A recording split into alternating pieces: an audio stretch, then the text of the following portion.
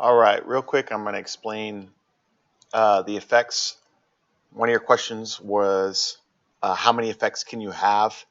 And you have to consider that for every effect sustainer that you have built, you actually have 2 effects firing off.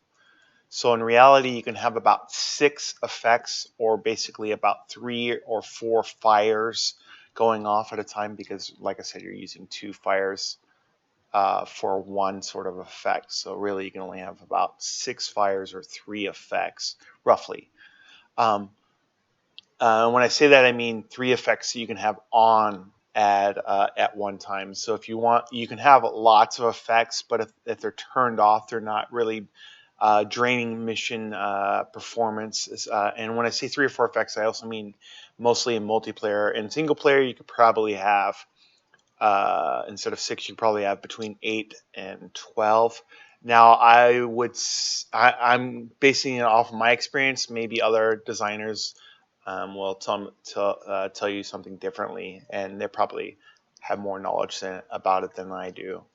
But let me show you how I've built the on-off logic of effects, or basically anything, how I spawn things in and turn them off and stuff like that. So I've already talked to you about the effect sustainer that Jim has created, how to stack the vehicles, and like I said in the post that I made, you only need the damage to completion, and then the vehicle just needs to be unchecked delete after death. Um, but as soon as the mission starts, or you can, this is my turn off and on thing. So basically, when the players, and you can set it to whatever, when the players enter my check zone, then it turns on the logic for the effects to be on. And players can't see anything until 9.6K. So at 1500, the effect is on. They won't know that it's been off because they won't visually be able to see it until they're around 10K. And then the same thing when they leave the sphere, it's actually 18K. Now I made it really big, but you can set it lower, probably 10K and 12K, and it'll still be fine. You'll notice this is unchecked. So when they leave the sphere, then it turns the effect off, and you can, um, have more effects going on. So like as they're flying by, it looks like they have like effects, fires and flame all over the place and craziness. But really and truly, you're only like firing off 3 or 4 fires at a time in front of in the player's sphere of this 10K or 9.6K or whatever. So let me show you how I did this. Like I said, they enter the area, and then it immediately deactivates the sphere. It sets off the 1 second timer that turns this on. Now, by the way, the check zones are disabled by default. Uh, I, and I don't know the exact word. They're not really disabled because I'm not like re-enabling.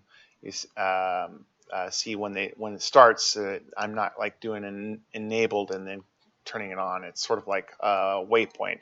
I'm saying, hey, look for this to fire off, and with my translate mission start. And the same thing for this guy. I look for this guy to fire off. And as a matter of fact, I don't even think I need this connection to the outside one because I'm setting it here with this sort of connection right there. Anyway, I disable it with the disable, and then this fires off, and now we're waiting for the player to leave. When the player leaves, then this disables, and then it reactivates this one, and it waits to see when the player enters here. And then when the player enters here, it disables, and 1 second later, it turns this guy back on. And then, it waits to see if this is going to happen again. If it does, and continues in this loop to check to see um, if the player has entered or left or not. And then, of course, I have messages tied to it. Like, well, this is for my carnival mission that I was making, but you can change it to whatever you want. And you don't even need to have messages if you don't want to have them. Anyway, hopefully that helps you out. And if you have any questions, let me know.